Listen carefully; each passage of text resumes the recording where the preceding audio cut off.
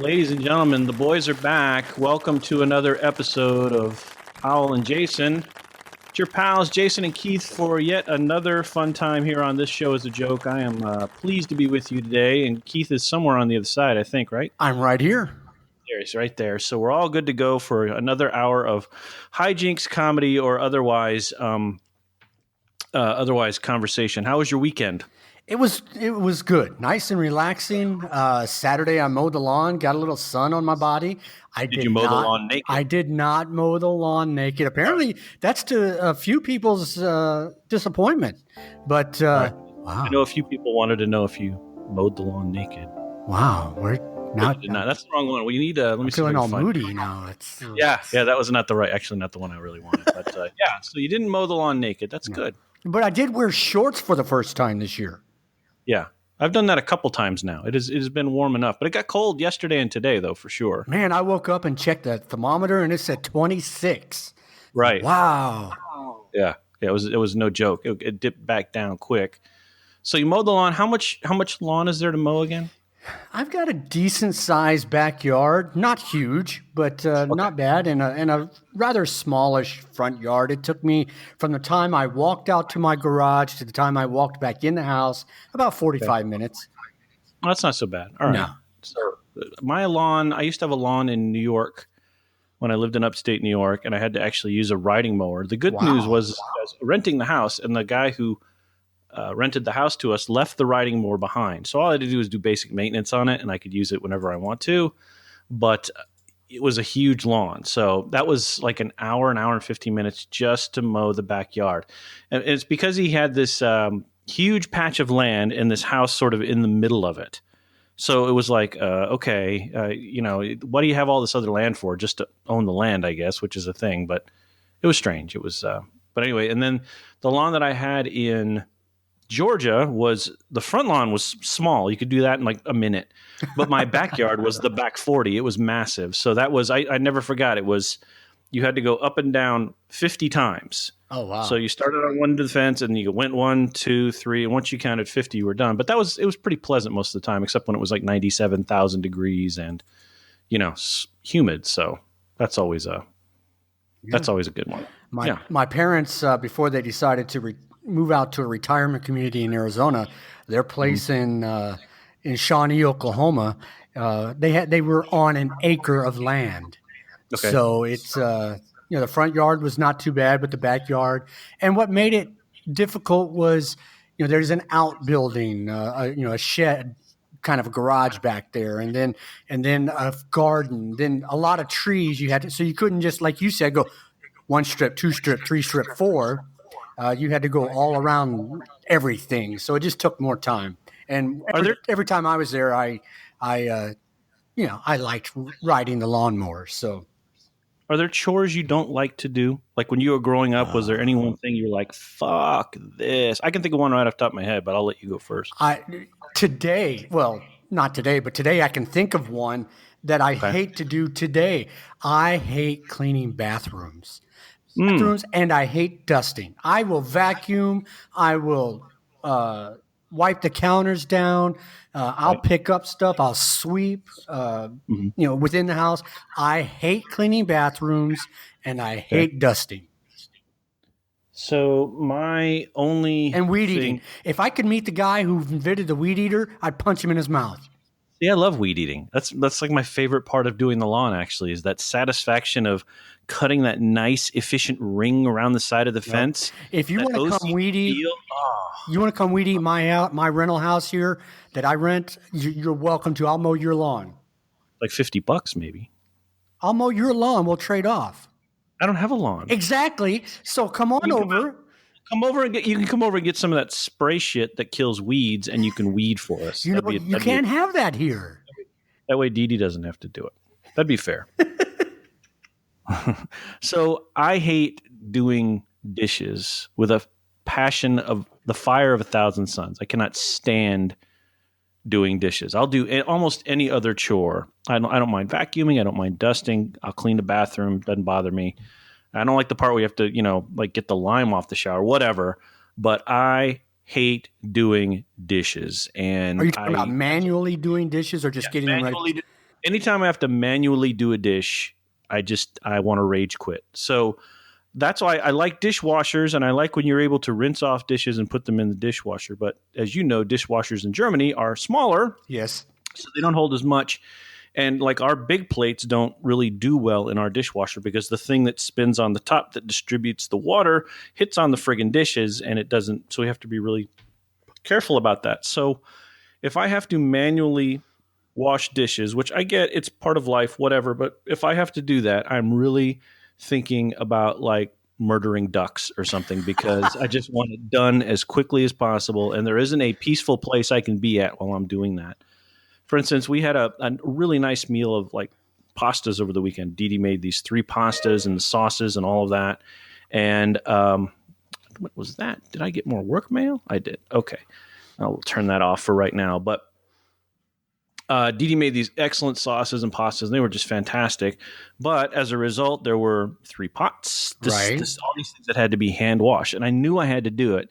I knew I did, but I'd just as soon throw myself into a swimming pool full of thumbtacks than had to have done what I had to do. It was just to use the famous line from Singing in the Rain. I can't stand it. It was horrible. Wow. And I hate it. Yeah.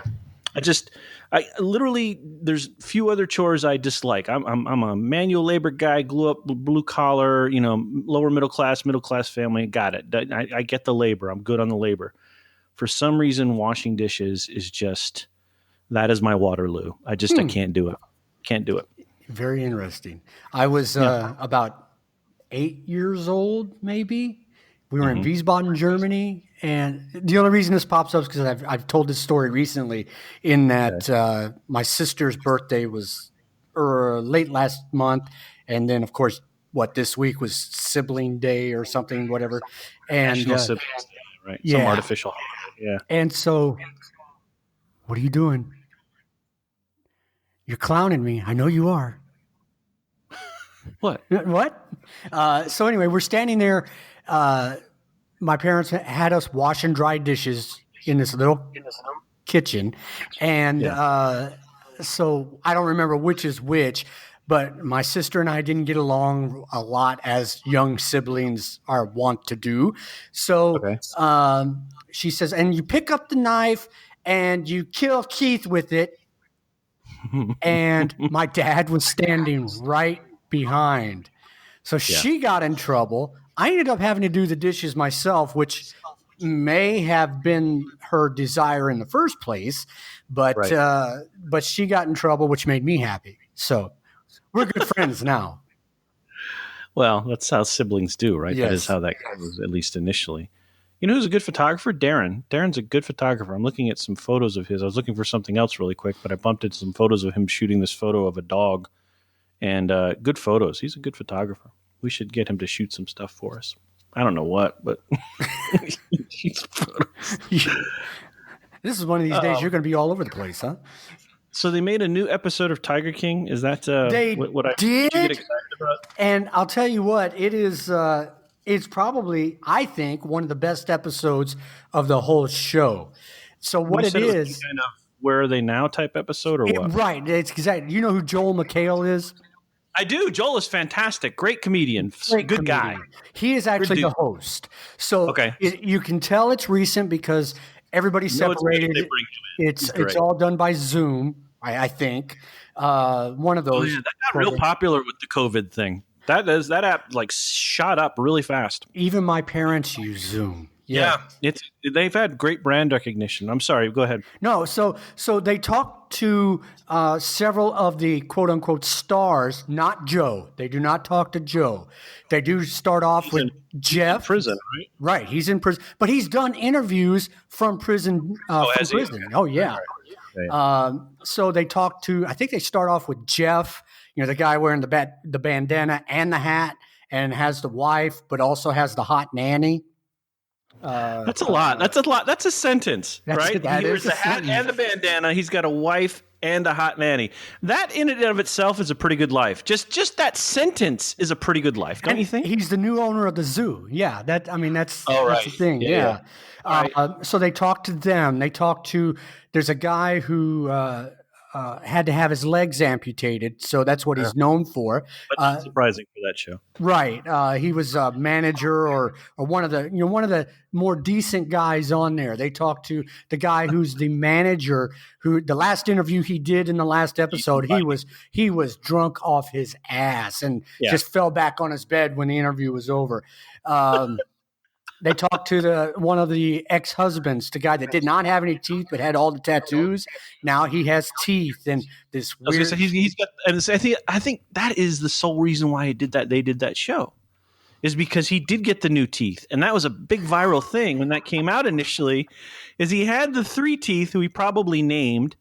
And then, but he came back on and said, "No, hold on. What they didn't tell you was I got new teeth and I look pretty good." And he's fine. Yeah. So I think that's what the whole show is based around. It was just like, we fucked up and we need to make another show to show that this guy's got teeth. Well, and I think that's what they made it for. They talked to the guy, the Joe's campaign manager, who. Oh yeah, that guy. Yeah. Who was in the room when Joe's other husband shot himself and said, it was a complete accident. And then they talked to, I've lost it now. Oh, the guy who was Joe's TV director, who originally came to the zoo to make a reality show on Joe Exotic. So, and this may be surprising to you. Was the original premise, right? That was the original premise of them. They were doing some kind of reality show, and then it blossomed into a holy fuck. No, totally different. Okay. Different. Yeah, this guy was there to make this reality show, but he came to the zoo to work for Joe because Joe had his own internet TV station. Okay. And so anyway, and Joel McHale, talked to each one separately, and he did a fantastic job. He didn't. He told some jokes, but nothing in bad taste. And you may find this surprising, but every single one of the people he talked to said, I believe Joe should be in jail. He's an asshole. I wouldn't work for him again and all this. But then, you have to ask yourself, well, why did you stay? Right. And, the draw is, of course, the big cats and what they were doing. I mean, one of them, a couple of even. The other person was. To be fair, what they dug up there with that documentary was hillbillies Siegfried and Roy. Basically, yeah. Tell me I'm wrong. You're absolutely right. We're probably at a point in time where a lot of people don't know who Siegfried and Roy is, but I'll let you wrap up, and then we'll go into Siegfried and Roy. The last person, not the last person, but the other person they interviewed was the. Wait a minute. Let me let you finish. Go ahead. The last person they interviewed was the person whose arm got taken off by a big cat, and there you have it. Fantastic. I need to figure out where to mix that in more. They give you these sound effects with the recording software, this new recording suite that we're using, and I've only and you can add your own, so I'll add some more for the next show. But the 5 that the default ones are pretty fantastic. Nice. Yeah, that's one of them. So you're gonna be like la la la la, then I'm gonna hit the piano, and you're gonna be like, friends, do you have resilience? It's gonna be the best.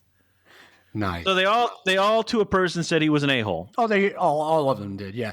The guys who worked for him for so long, the guys who knew him for not very long, and he's a megalomaniac who he is. I saw things. like 1.5 episodes, and that guy has.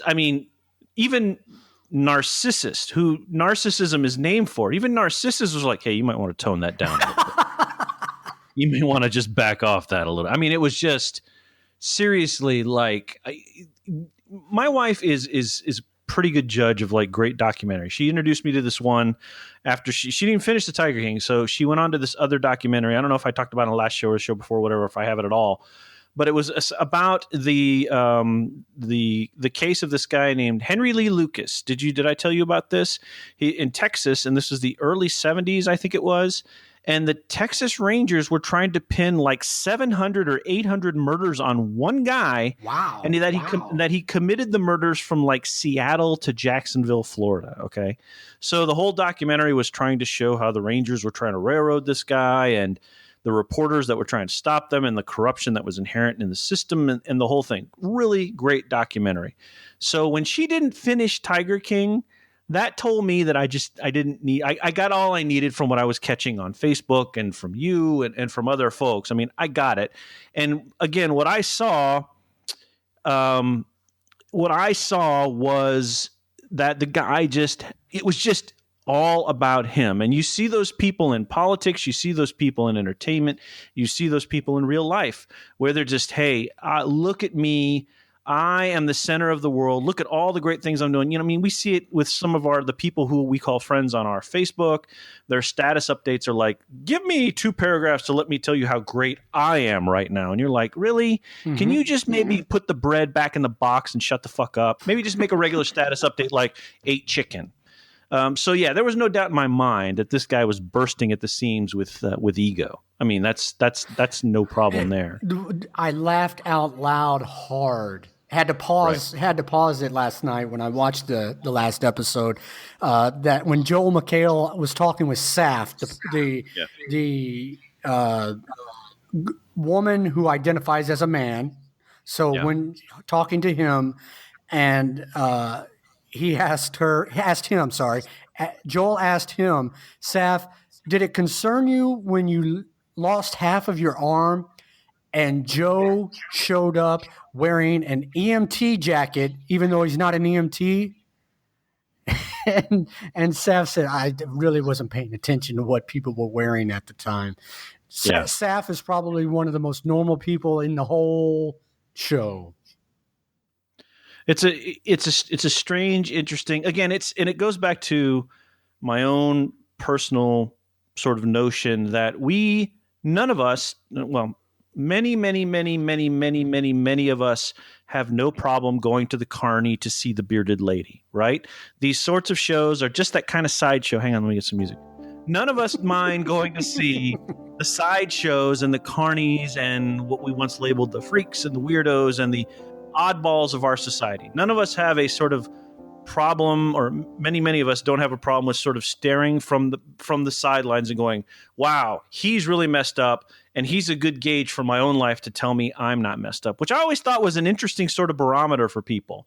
Their barometer for watching people suffer or watching these things unfold is, well, it's not happening to me, therefore I'll use it as a barometer to gauge my own life, which I guess is fine or not. I don't know. But I've never taken any pleasure in watching people suffer, and I've never taken any pleasure in watching conflict, which is why there's a lot of these shows that I just can't watch. I mean, even just casually, I won't watch something like Real Housewives of wherever city they're in now or whatever. Those things, those artificial fights that are created out of, well, I have a headache. Well, I have a headache too, which reminds me of my favorite meme, but I'll get to that in a minute. At the moment, my favorite meme. But I've just never really, I should say, many of us are drawn to the bearded lady, right? And this is definitely an example of that. Come into the tent and see what I've got. Voila! Tiger King, freak show. Wow, this is great. Biggest numbers for a TV show in a long time.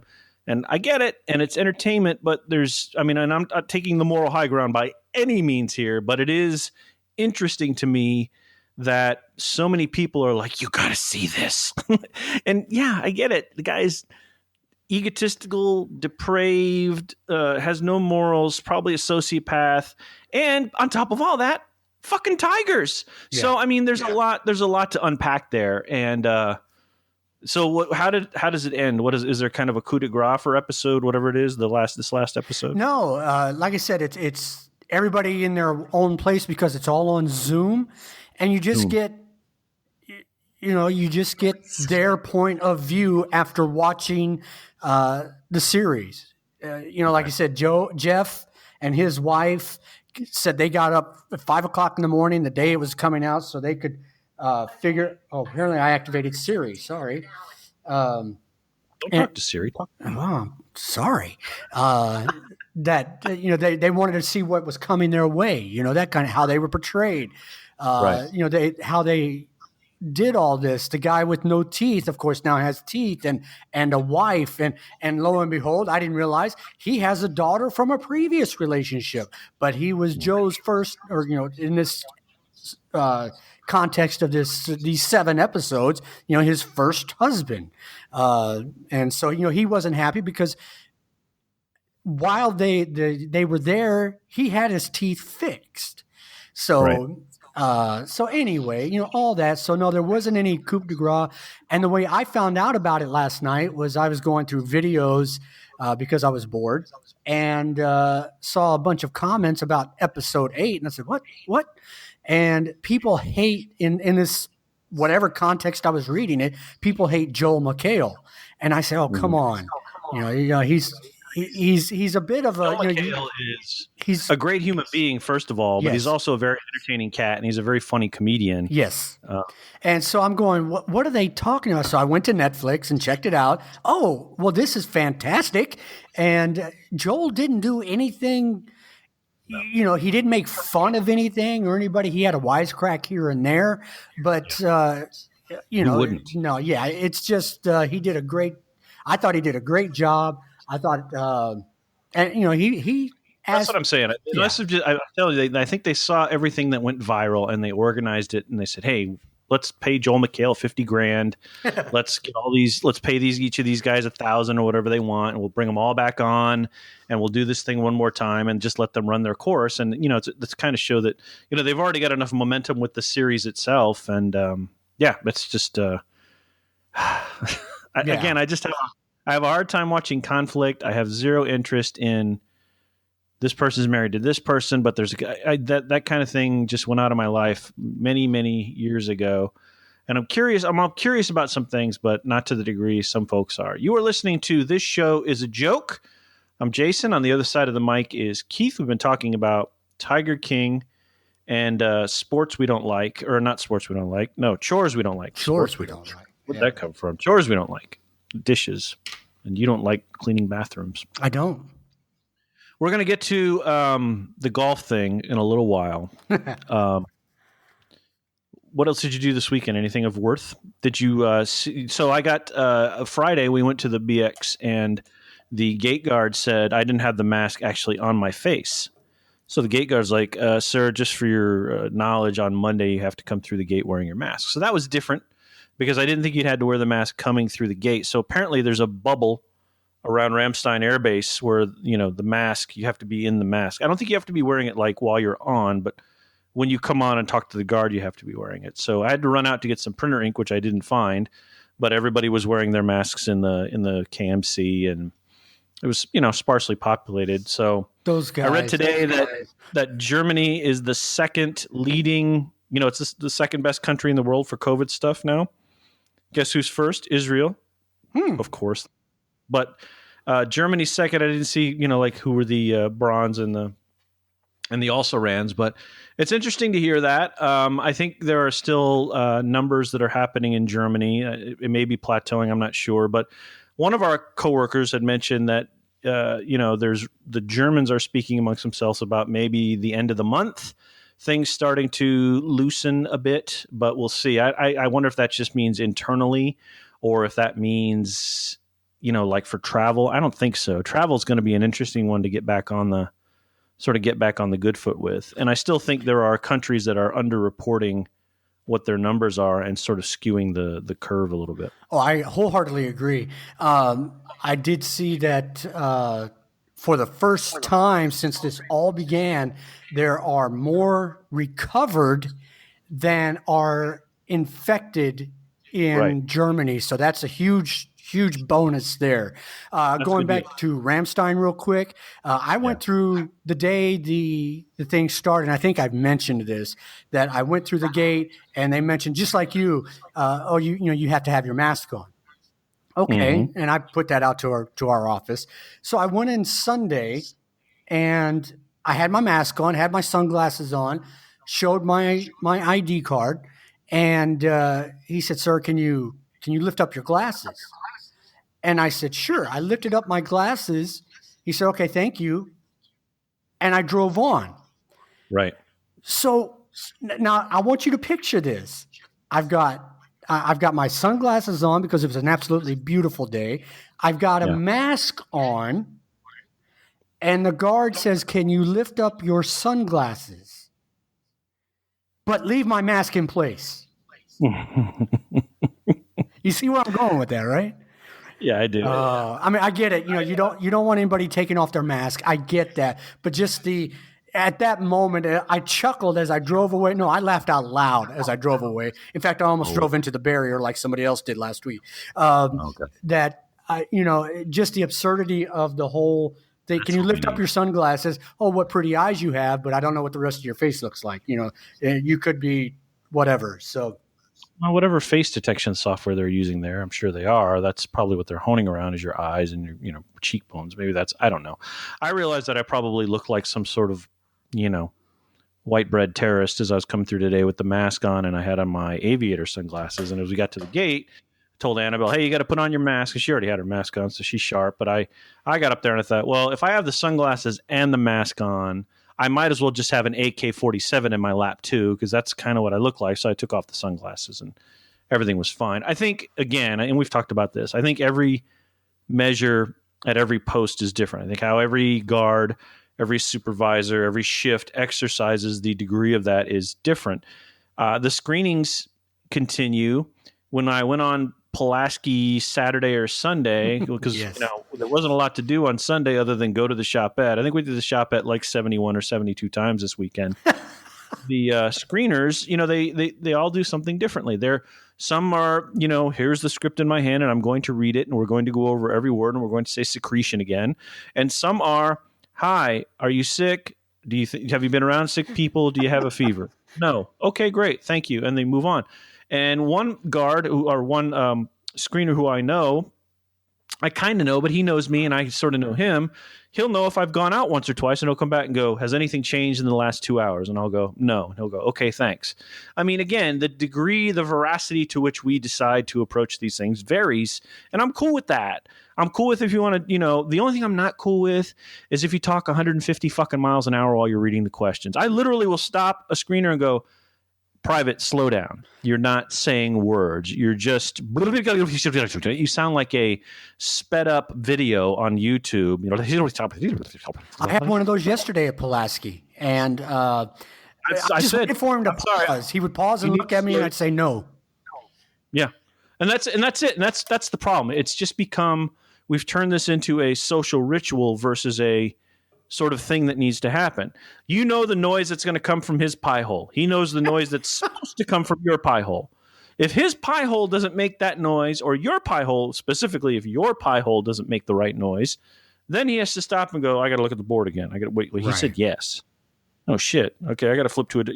All of a sudden the gears come to a crunch. But otherwise, this is a lot like, social grease, right? Social grease, in my opinion, is... and it's a very American thing is, hey, how you doing? Good. How are you? I'm fine. Boom, get to business. All that shit that just happened doesn't matter. It's an American thing we do to get us from the encounter to the business. Starts the process. How are you? Fine. Yeah. How are you? Fine. How's things? Good. How are you? Okay, how would that realistically go in some countries? Hi, how are you? Whew. Well, let's see. I got up this morning. I had a bagel. And then, my shoulder hurt. My shoulder just tweaked. It wasn't good news. It was really, so I had to go make an appointment for the doctor, but I'm not going to get to go to the doctor till tomorrow, but I still had to go to work. So I went to work. I worked a full day, did my thing. He's telling you how he is, right? And that's how it is in some cultures, or you just don't do it at all. And growing up and as a young adult, I was never really big on small talk. I would walk into an office and go, hey, do you have that story? Hey, da-da-da-da-da. And people would go, fine. And and I get it. But on the other hand, in this situation and in others, it's a social grease. Blah, blah, blah, blah, no. Blah, blah, blah, blah, blah, blah, blah, blah, nice day. You too. Boom, you're done. It's, a minute and a half, a minute of exchange. You know what he's going to say. He knows what you're going to say, or she knows, and that's it. So, and we could debate the effectiveness of the screenings all day, whatever. They have stopped people and people have went yes, and they've been like, oh, because it has happened. We know that. Yes. But the point I'm making is it's just an interesting sort of social. It's like a square dance almost, and especially if they're doing it fast, because then it's just nonsense. Because he could go, and he can go pickle, and he can go, and you can go noodle face. And you can go, and you can go, Abundanza. And then you could go through. I mean, I think they're, and again, young people, we have to do it. I get it. But it is, to me, a social grease. And I don't know if there's anything like that in your life where you kind of go, we're just doing this to get through this part so I can get to this other part. I mean, I don't know if there's an example in your life that comes to mind, but I always just think of, hi, how are you? Fine. How are you? Good. Everything okay? Yep. Okay, great. See you later. I mean, do people mean that, or are they just moving along? I mean it. When I ask somebody how they are, I'm like, hey, how are you doing? I do as well. And a lot of times I find that when I'm dealing with higher ranks, commanders, things like that. How you doing, sir? Good. How are you? I'm doing great, sir. Right. And then let's move on to business kind of thing. Move on to business, right. Yeah. But, when I'm talking with a friend, like yesterday, I popped into the office to update the computer and for whatever reason get my picture taken. And that was you? You're behind the mask, yes. Hey, I asked you, how you doing? You doing okay? And I'm actually genuinely concerned. Right. Are you playing porn music? What are you doing? No, this is the intro, outro music. Go ahead, keep talking. I was genuinely concerned about if you were doing okay. Between you and Annabelle and Dee Dee, I really want to know if you guys are doing all right. You're listening to Fresh Air on NPR. I'm Jacob Tudor, along with Keith Powell, Pennell Smith, Hatchison. Wow. That's what that music is. That's definitely like Terry Gross Fresh Air music. Right. So there are degrees to this, and there are times when you won't do small talk. You'll walk into an office and he'll go, what do you got? And you just get to business. Yep. But yeah, there are times I'm like, hey, I know you weren't feeling well last week. How are you doing? How's your family? I try to say, how's your family? Because family is important to people. And I think if you show interest in people's families, I think that means something. So I'm genuinely interested in how people's wives and children are. So anyway, that's my own pet peeve. So. All right, let's get to this. So Keith did what we didn't think he was going to do, and he went out to the golf course this weekend. When did you go, Saturday or Sunday? Sunday. All right, so he went Sunday, but he went during the daytime. So that takes a little bit of the edge off of what we wanted to do, which is have him sneak out there at like 9 o'clock at night and walk it. But he didn't do that. No. So, but what he did is he made some audio commentary to that. So I'm going to play bits of this, and then I'll stop it. And I haven't even listened to it, so this should be fun. So I've listened to parts of it. So I'm going to play it, and I'll stop it where I think it's appropriate, and then we will discuss that. All right. So here we go. I'm not a what do you call it? An impressionist. So don't laugh at the impressions. Don't make excuses. You did it. Own it, bitch. All right. Here we go. Good afternoon, ladies and gentlemen. This is Jim Nantz for NBC Sports, coming to you live from the Woodlawn Golf Course at Ramstein Air Base in Germany. All right. Did you hear that? I did. Okay, good. So you can hear. All right. So first of all, you got it all wrong. Nantz he's patter, patter, patter. And then I can't believe you know this. He's, hello, friends. Jim Nantz, along with Gary McCord here. So you're close, but you did it like Jim Nantz was Ron Burgundy. So Nantz isn't the one I care about. That's I would say this: if it had been anybody else but Nantz that you used, solid opening, solid. All right, let's keep going. We're bringing you live golf for the first time in a number of weeks and for the foreseeable future. All right, so you've condemned golf to the apocalypse. I like that. But you're bringing us live golf, which is very interesting because nobody's playing golf. So let's see where this goes. Because this is such a strange event. The birds are chirping, the gnats are flying, and we have two gentlemen. We use that term loosely. I like that you said the gnats are flying because would they be crawling? So I like that. Birds chirping. In your face, they do. Because I'd be like gnats. But all right. Let's keep going. On the golf course, that have apparently decided they didn't care if it was closed or not. They just wanted to use the wonderful weather and play golf. So were there actually people out there playing golf? No, I'm talking about you, and just keep listening. Oh, all right. Because it sounds like you're painting the picture like there's a couple of guys out there in masks, which would now be normal, and they've hijacked it. Let's go now to the 8th playoff hole and David Flaherty. Oh, okay. So when you came in on Friday, we were talking about David Feherty, by the way, and we were talking about he's an interesting guy. He's a fantastic storyteller. But what I found interesting, he's also still battles like major depression and some other things, and he still has a pretty interesting career. I think he was a stand-up comedian at one point. He's a fascinating guy. But let's see how you do Feherty here. I suck. Oh, this is going to be good then. Well, good evening. We have the young and trim and, well, really quite handsome. Okay, was that, I think you just tried Irish there. Just a little. Yeah. You probably should he does not have a thick Irish accent. You probably should have had a couple, not because it's Irish, but you probably should have had like a drink to loosen up at least a little bit because your Irish is a little tight there. Well, I did drive to the golf course. And then we had the rather large Sasquatch-looking Jason Tudor. How did I become a Sasquatch? You're giant. But Sasquatches are hairy. I'm not hairy. You're not hairy, but you're a giant. I'm giant. I'll give giant. And so right now your accent is somewhere north of London, but definitely south of Newcastle. Trying to figure it out. Let's keep going. They died after 8 holes and... Wait a minute. Let's go back a minute. Well, really are we going to dissect this whole thing? And then we had the... Okay, so you described yourself as quite handsome, but I'm a Sasquatch? Basically, that's how Feherty described it. Yes. Is that okay? So, but is that the narrative? Flaherty, as you called him, has it as we're actually playing, and I'm beating you. What? Huh? That stings. All right, let's keep going. Large Sasquatch-looking Jason Tudor. Okay, they tied after 8 holes, and Pennell will be the first because he did hit his drive longer than Tudor did. Whatever. What planet are you on? Do you think you can actually hit a drive longer than me?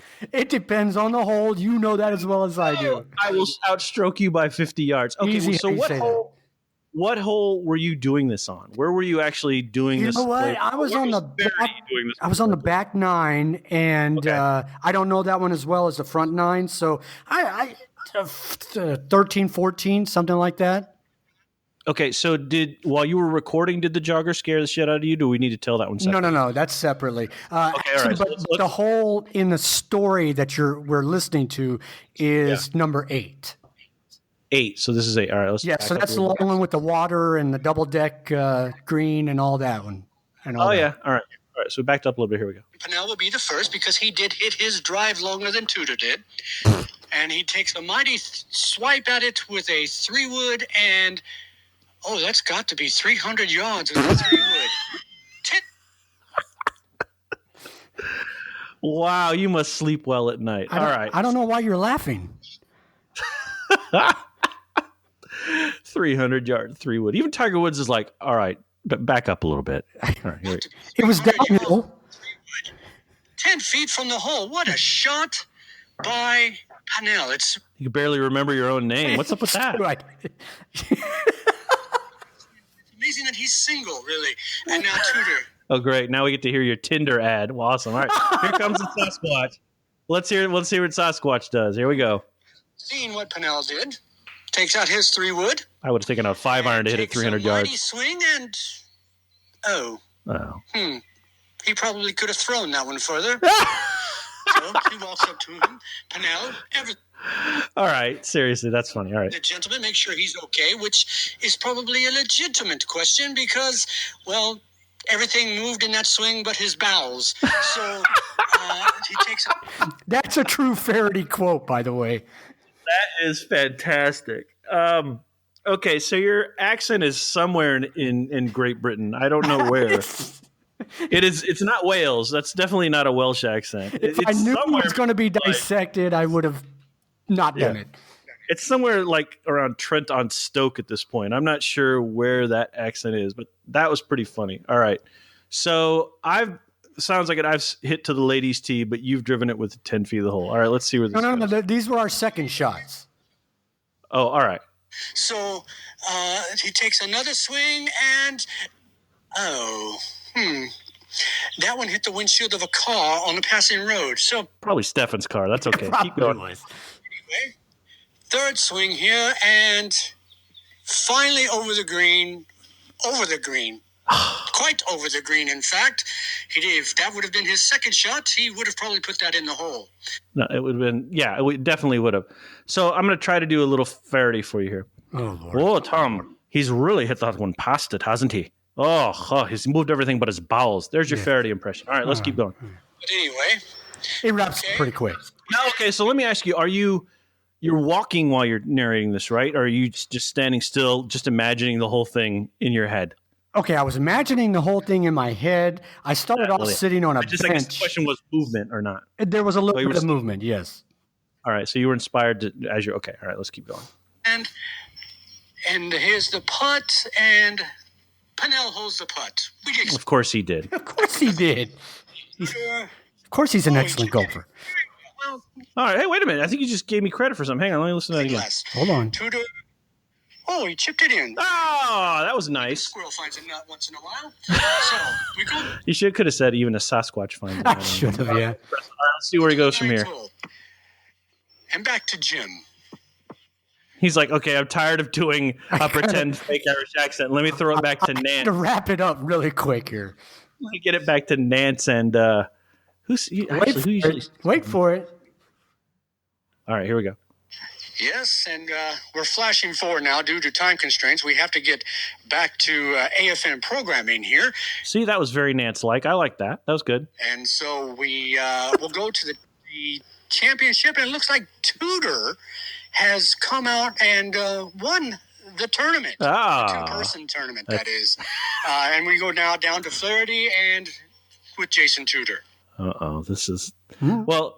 I won, so I like that. All right, let's keep going. Let's see how this interview goes. I'm just happy to be here, and I want to... I don't know why you have a high voice like that. I was like, where did that come from? I sounded like something different. You turned me into Andy Dick, I think. All right. Annabelle, and I'm just happy to have won this. It's a great day to be out. Looks like the military police want to talk to us a little bit, but... See, I like that. You made it. That sounded like that's what I'd say. I'm just happy to be here. My daughter's here. Everything's cool. That's good. That's a good pattern. I like that. All right. So the cops have arrived. No, I'm just happy to be here. And over to Pennell. I can't believe this shit.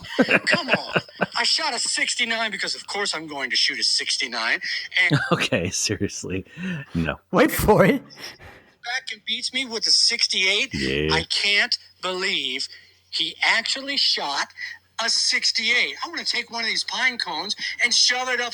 And, wait, whoa. And that's the way it's going to end here at the Woodlawn Golf Club here at Ramstein Air Base. Oh, this is gold. Return you now to your regularly scheduled AFN programming. That is gold. That is a superior effort on your part. Well done. Well, thank you. And the 68 is an inside joke, see? It is. Well, it's a joke from the last show. So... What happened? So you went out like in the morning or in the afternoon or what? It was, what time was it? Mid-afternoon.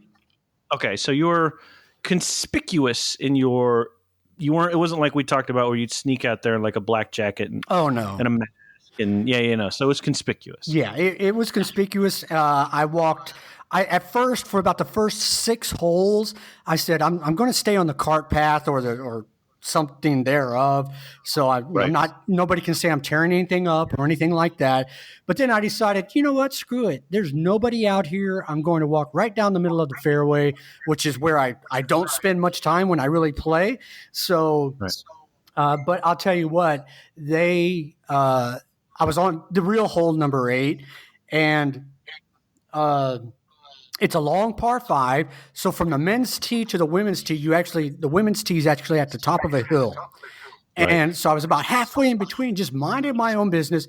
And all of a sudden I hear this clump, clump, clump, clump, clump. And in my mind, it was MPs. It was MPs in full battle rattle coming to get me. They would have probably been in a golf cart. It was really MPs. But anyway, and I turn around, and there's this guy just jogging, a heavy-set gentleman. And I said, dude, you scared the shit out of me. And he goes, oh, sorry, just a fat boy trying to breathe. Sorry. And then as I got over the hill and was down towards the water there, probably another 300 yards, I this time had my head on a swivel, turned around, and here comes another jogger right down the middle of the fairway. The only two people I saw as I walked the whole 18 holes. Now, how much of you did walk the whole 18? How long did it take? It took me about an hour and 45 minutes, including the 10 minutes to do that little audio thing. 6,000 yards, so 18,000, so about 3 miles, a little less, a little more than 3 miles. That makes sense. And was anybody else out there with you? I mean, aside from the guy who scared you, or did you see anybody else? No, saw nobody else. Just those two guys. That just sounds like a good walk versus a good walk spoiled. So, all right, so let's give another round of applause for the presentation. That was a very good little play you did from the golf club bench there, and it gave me a chance to use that sound effect. Thank you. I'll work on the accents. Yeah. Let's see. I don't know that I haven't covered everything that I want to cover. Did you have anything else you wanted to talk about, or what? Actually, well, just the golf. I'll tell you what, though. Usually when I'm out there, when we're out there, right. It's you're stressed out because you don't play like you want to play ever. Right. You're always out there. Even when you hit a good drive or a good shot, your next one's probably not going to be as good as you want it to be. That kind of thing. So it was so nice to be out on the golf course, like I said, in the middle of the fairway, which I don't spend a lot of time in. And the birds are chirping. You can hear the bees buzz, and you can hear the gnats as shitty. And I'm sure, but I would bet real money that you're not the only one to have done that.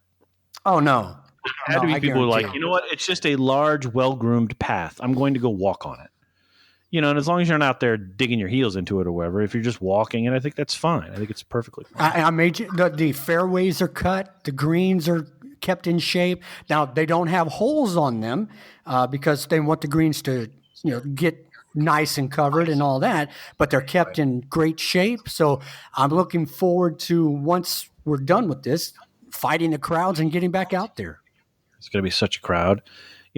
So we were talking yesterday before you came in, and we'll wrap up on this, but in the military world, there is something called a permanent change of station move. And with COVID and Corona going on right now, none of those are happening because people can't travel. They can't move their stuff from one place to another. They can't, they can't go anywhere. And that's happening everywhere in the military. Yeah, people that have orders, have had their household goods picked up, and the household goods are gone onto the next station or en route, have to stay in a hotel or some empty housing on base or something like that. So I explained that a little bit for our civilian listeners. It can be, it's very a hardship right now on a lot of people. So what I wanted to say is that this is happening by degrees, as you just mentioned. Some people were like 90% of the way into the process, and some were just getting started. And then you throw in the people who have to retire from the military or retire from civilian service. You throw in the people who are separating from civilian service or separating from the military, and you throw in the other litany of things that have happened. And it becomes a very, very stressful time for a lot of folks. And you mentioned the golf course and how people are going to flood back out there. It's going to be interesting to see how this whole PCS thing is handled, because this isn't just a Rhineland-Pfalz problem. It's a worldwide problem. People have to move. The military has to move its people around. So I was thinking about that, and just to me, it's a very sort of interesting thing. But the key is, and I'm going to play the music. Hang on a second. The key you found a new toy. To remain resilient. But seriously, it's important to remember that. I was talking to somebody about this yesterday. It's going to be stressful for everyone when this thing finally gets back into it, and people are going to say, well, I should go first because, and someone else will say, I should go first because, and that's going to be really fascinating for me. And it'll be, we sort of know what our role in it is, and if it's kind of the same as COVID, but it'll be a fascinating time when it kicks off. So it is really going to be, and there's, like you said, it's going to be, well, I was supposed to go the day we got locked down. Well, right. I outrank you, or this commander has to go first, whatever, to get to the new assignment and all that. We have, somebody close to us who is supposed to PCS in the summertime, and may or may not go on time, which causes second and third order effects. So there are so many, this has so many little threads that are interwoven into one another. Training that are our mutual friend has a training that they have to make, and if they don't make that training, they might not be able to be in that particular career field anymore. So, yeah, it's there's so much that's going to happen when this is lifted, and, to whatever degree it's going to be lifted, and things have to happen, and it's affecting everyone in some way. It's really an amazing time to be alive and see what's happening. I mean, politics and all the other rhetoric and all the other stuff aside, just on a local, personal level, to see what's happening and what's going on, it's completely fascinating. All right, I'm out of things to talk about, I think, this time around. Oh, I will say that, so still no sports, although AFN has been running like Supercross. Have you breezed by that? No. I think they ran the same Supercross race like 4 days in a row. And I heard that the WWE is going to start wrestling again like next weekend, maybe. That's not sports. That's just acting. So, right. As you might imagine, the simulated sports are getting bigger and bigger. And apparently there was a Heat Hornets game that got aired in the Miami Heat Hornets simulated game with NBA. I think it's 20K or whatever it's called now, whatever version they're on, and it drew like 1.5 million people. Wow. I mean, it's just unbelievable how it's very strange to me. So what I do like cool AFN. I'm sorry, I cut you off. Go ahead. No, go ahead. No, I'm done. Go ahead. AFN has been doing is running. They've gone from last year's very important games, or very good games, I should say, in the NFL. And last night I watched Peyton Manning win his first Super Bowl back from 2007. So they've been playing Super Bowl classics. They've been, which are really cool. So it must be like an NFL Network Rewind thing. I'll have to check that out. Yeah. I need some kind of sports. I wouldn't mind seeing a little hockey right now, actually. Well, AFN has been doing it's different nights. So one night it's hockey, one night it's Major League Baseball, and they're all like I said, like playoff games or important or very good games from within the season kind of thing. I think one of the games was Green Bay, San Francisco, as far as football. The big one from early in the season this past season. So it's very cool to watch. I don't watch all of it because I usually have other things I like to watch, but now everything's in reruns. So there you have it. You didn't say charge. I'll give you another chance. Charge! Yeah, see, that was much more enthusiastic. You didn't hear the first one play. No. All right, I think we're done for this episode. Thank you for listening. That gives you another hour of us talking stuff. If you liked it, don't forget to leave us a review or review it on iTunes or wherever you digest it from. Share it. We are available on iTunes. Share it. We're available on iTunes. We're available on Spotify, Spreaker, Google Play, iHeartRadio. There's a podcast streaming there. There's also a couple of apps you can pick up. One is called Podbean, but you can also get it through the podcasting app on Android and through Apple. We appreciate every listener that we have. Thanks for making this fun for us to do. We're going to do it anyway because we like talking to each other, but it is a fun time. Anything else you want to add before we go? No, but I'm never doing an Irish voice again. No, we're going to work on that with you. All right. All right. Your British is all right. I mean, it's passably bad. It's Dick Van Dyke bad, so that's okay. But we'll get you to the right place. All right, folks, we will talk to you next time. Thanks for listening. Bye. Bye.